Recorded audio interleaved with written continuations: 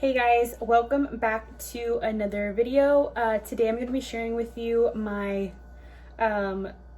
recipe for lactation cookies. That's why I'm in my kitchen right now. I am going to go ahead and show you guys how I make them. I figured I would share it with everyone or for other breastfeeding moms out there. They worked for me. I feel like they definitely did kind of help my supply, so I just wanted to share it with other people and maybe it will help them or help maintain your supply. But it's super easy and it doesn't take too long at all to do. So I'm going to go ahead and go over all the ingredients you're going to need. And also, like, as I'm going through the video, I'll say the measurements, but if in case you miss it or you need to refer to it, I'm going to go ahead and put all of that in the description box. So if in case you need it, it's going to be down there. So let's go ahead and get started. Okay, so first things first, I'm going to preheat my oven to about 375. You can do your oven at 350, but my oven is kind of like weird and doesn't really get that hot at 350. So I'm just going to go ahead and put it on 375. But over here, I have all of the ingredients that you're going to need for your lactation cookies, and I'm going to quickly go over all of this. So first things first, utensils. You need your measuring utensils. I have these small ones, and then the bigger ones right there. And over here I have my mixing bowls. I'm going to use a small one for the wet ingredients and then the big one for the dry ingredients, and then to mix everything together. So that's the utensils. As far as the ingredients, you're going to need 2 eggs at room temperature, butter at room temperature. You're going to need salt, baking powder. You're also going to need vanilla extract, brewer's yeast. Now this is one of the key ingredients for lactation cookies. And you're going to also need some flaxseed meal. That's also super important for producing more milk. And back here I have some brown sugar. And in this one I have regular white sugar, so that's in there. You're going to need some oatmeal or oats. That's also super important. And then flour. So that's, and sorry, the chocolate chips as well. I'm going to finish using this pack, and if I need a little bit more, I'm going to go ahead and open this one. But that is all the ingredients that you're going to need, and let's go ahead and get started.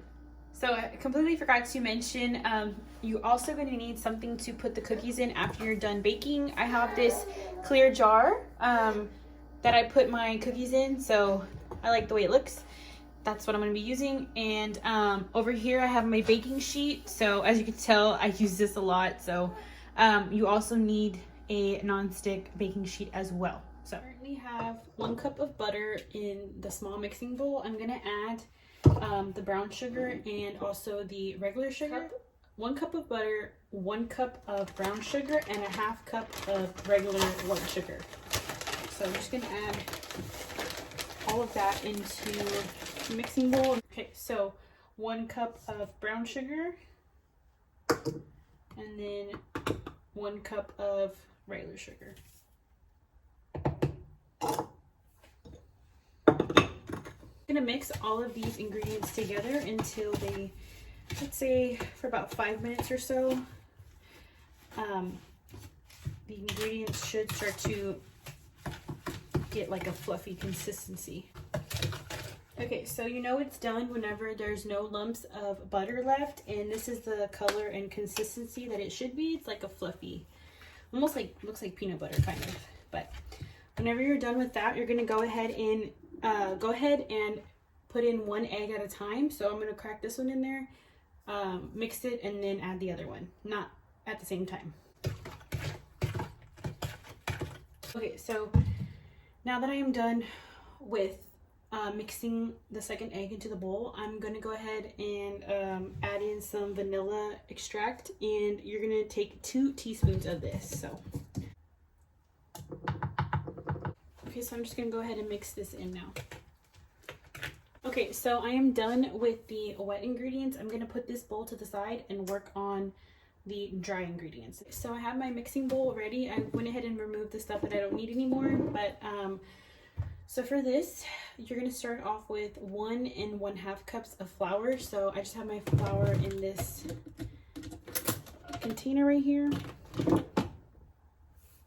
The next thing that I'm going to add is the baking powder. I'm going to take a 1/2 teaspoon of this. If I can open it. Oh.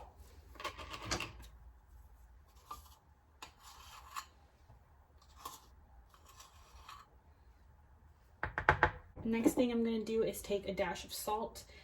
Like, you just need very little of this, so that's good. And after the salt, I'm going to go ahead and add in 3 tablespoons of the Flaxseed Meal, and I purchased this at HEB, so this is where I found it, and I'm using Bob's Red Meal brand, and it is the whole ground flaxseed. This is what it looks like.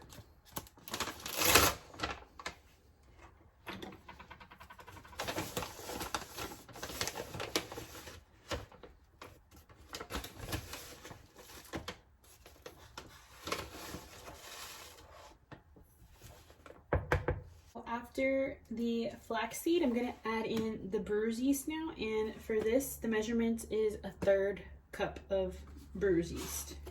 I can't pronounce it. Brewer's yeast.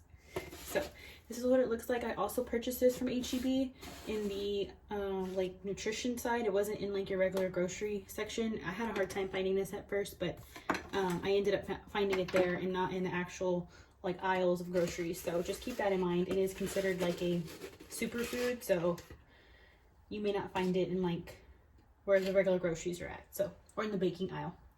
So I'm gonna add that.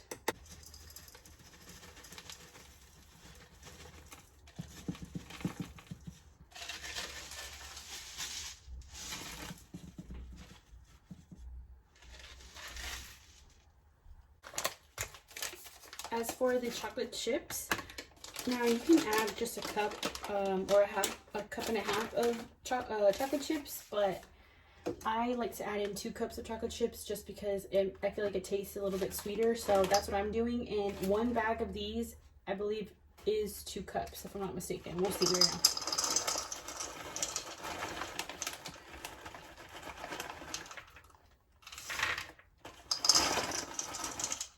Yeah.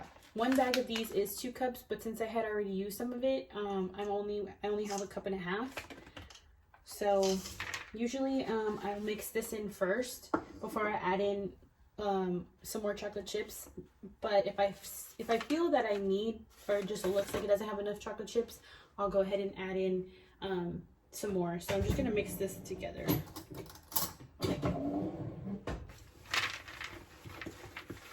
Okay, so this is what the dry ingredients looks like. I'm gonna go ahead and add in just a little bit more chocolate chips. Like I said, it's just all about personal preference. You can add in as many chocolate chips as you want. I'm using milk chocolate, but you can use like semi-sweet ones or dark chocolate, or add in anything you want to it. It's totally up to you. Okay, so this is what it looks like now. I think this looks good, so we're ready to add the previous mixing bowl that we had with the wet ingredients. We're going to go ahead and add it into this and mix it up. Okay, so I have my wet ingredients right here. I'm going to go ahead and add it into the bigger bowl. I'm just going to give it a quick mix before I put it in there.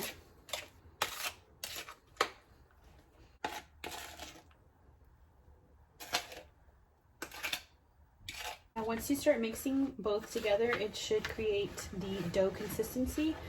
So just keep mixing until everything is basically looks like cookie dough. I had to take a quick little pause because somebody woke up from their nap. Yeah? Did you sleep good, baby? Did you sleep good? He is going to be my little helper, right? He's gonna hang out with me while I finish. Okay, so this is what the cookie dough should look like whenever you're done mixing everything. It should feel and look like cookie dough. So now that all of this is done, I'm gonna go ahead and put them on my baking sheet over here. So I usually just kind of like eyeball it. You can use a cookie scooper to scoop them onto the cookie tray, but I don't have one of those either. So I'm just gonna go ahead and use the spoon that I am using currently to mix it, and I kind of just eyeball it, and I just take basically like a spoonful of the dough, and I just kind of form it into a little, like a ball, and then I just kind of flatten out the top and place it on the baking sheet. Okay, so my cookies are ready to go into the oven. This is what they look like, but I'm gonna go ahead and get these in the oven and set a timer for 13 minutes, and then I will show you guys whenever I bring them out of the oven. Okay, so I just took the cookies out of the oven. I'm going to let them cool off. I'm probably gonna let them cool off completely because my baby is getting a little bit fussy. He is ready to eat and take a nap, so I'm gonna come back and let them cool completely before I put them in the jar. I let them rest because if they're still warm when I put them in there, the chocolate will smear everywhere and make a mess. So I'm going to let them cool and then come back and show you guys and make one more wrap. Okay guys, so here I am just putting all of the cookies in the container that I have for them, and that is pretty much it for this video. Let me know if you guys like this video. If you tried out the recipe, let me know if it works out for you. I eat about 3 of these cookies a day, and I do see an increase in my supply, so I forgot to mention that earlier. But anyways, like I said, I hope you guys like this video, and I will see you guys in my next one. Bye.